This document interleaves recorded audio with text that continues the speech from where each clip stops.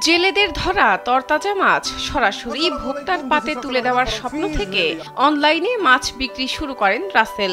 আমার ঘাটের জেলেদের ধরা একদম তাজা ফ্রেশ মাছ যেন আমি সরাসরি ভোক্তার কাছে পৌঁছে দিতে পারি। তো ওই সময়টাতেই হচ্ছে আবার বাংলাদেশে ই কমার্সের প্রসারটাও শুরু হয়েছে বেশ ভালোভাবেই।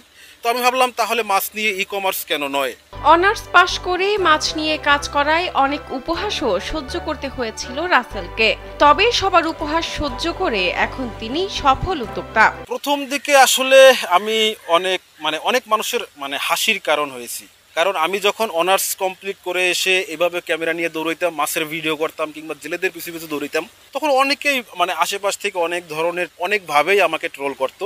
স্যান্ডেলিনা সো, রূপচর্চায় আভিজাত্য। প্রথম দিকে জেলেদের ধরা তাজা মাছের ভিডিও করে সামাজিক যোগাযোগ মাধ্যমে শেয়ার করতেন রাসেল। সেসব ভিডিও দেখেই তার কাছে মাছের অর্ডার আসা শুরু হয় বলে জানান তিনি। আমি জেলেদের থেকে সরাসরি নিব এবং সরাসরি আমি একদম ভোক্তাগণের কাছে পৌঁছে দিব। তো যেই চিন্তা সেই কাজ। আমি যেটা করলাম যে এরপর থেকে আমার ঘাটে যত ফ্রেশ মাছ আসা শুরু করলো, কিংবা জেলেরা যারা আমার কাছাকাছি জেলেরা ছিল, ওরা যে মাছগুলো ধরতো ওদের সাথে সময় দেওয়া শুরু করলাম। ওরা মাছ একদম সরাসরি ধরতেছে, সেই মাছ ধরার ভিডিও করতেছি, বা ঘাটে যেসব মাছ আসতেছে বিক্রি হচ্ছে এগুলোর ভিডিও করা শুরু করলাম। 2017 সালে শুরু করে প্রথম দিকেই তার কাছে প্রায় লাখ টাকার মাছের অর্ডার আসতে থাকে প্রতিদিন। বর্তমানে প্রতিদিন প্রায় 3 লাখ টাকার মাছের অর্ডার আসে বলে জানান রাসেল হাওলাদার। তখনই আমার পার ডে 1 লাখ টাকার উপরে আমার সেল চলে আসে।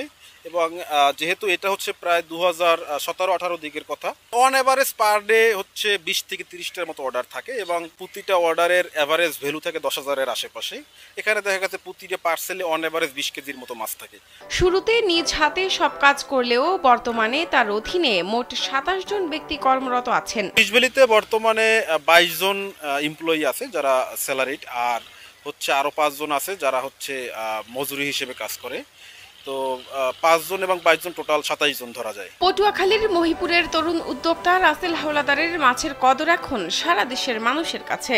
মাছের মান বজায় রেখে ব্যবসা করার কারণে এমনটা সম্ভব হয়েছে বলে মনে করেন রাসেল। কোনো ধরনের চাষের মাছ আমাদের কাছে আমরা বিক্রি করি না, আমাদের এখানে সবই ওপেন সোর্সের মাছ। আর কোয়ালিটির বিষয়ে যদি বলি, যে মাছ যেখান থেকেই আমরা সংগ্রহ করি সেখানেই আমার ফ্যামিলির কেউ না কেউ থাকে, কারণ কোয়ালিটি ইনশিওর করতে আমরা একদম সোর্সিং থেকেই কোয়ালিটি ইনশিওর করার চেষ্টা করি। শূন্য থেকে শুরু করে এটিকে বর্তমানে কয়েক কোটি টাকার প্রতিষ্ঠান হিসেবে গড়ে তুলেছেন বলে জানান রাসেল হাওলাদার। 2 বছর আগে আমরা একটা প্রোগ্রামে গিয়েছিলাম, সেখানে আমাদের ফিশ ভ্যালির মার্কেট ভ্যালুয়েশন করা হয়েছিল 3 কোটি। তবে এই 2 বছরে আমাদের যে গ্রোথ হয়েছে, বর্তমানে আমাদের বিজনেস যতটা এক্সপ্যান্ড হয়েছে, এই হিসেবে আমি বলতে পারি বর্তমানে ফিশ ভ্যালির টোটাল ভ্যালুয়েশন 7 থেকে 8 কোটি টাকার মতো হবে। এক সময় যারা তাকে নিয়ে নেতিবাচক কথা বলতেন তারা এখন অবাক হন রাসেলের সাফল্য দেখে। রাসেল সময় শুরু করছে সময় তো আমার মনেই হয় না যে ও কি করবে বা না করে, পাগলের মতন দিল্লি সিল্লি রাইতে ব্যানে বিয়েনে এরকমের রাইতে সাগরে আর কি ভিডিও বানাইতে। কিন্তু এখন তো দেখতেছি যে না, রাসেল আসলে সফল একজন ব্যবসায়ী বা ভাগ্যবান।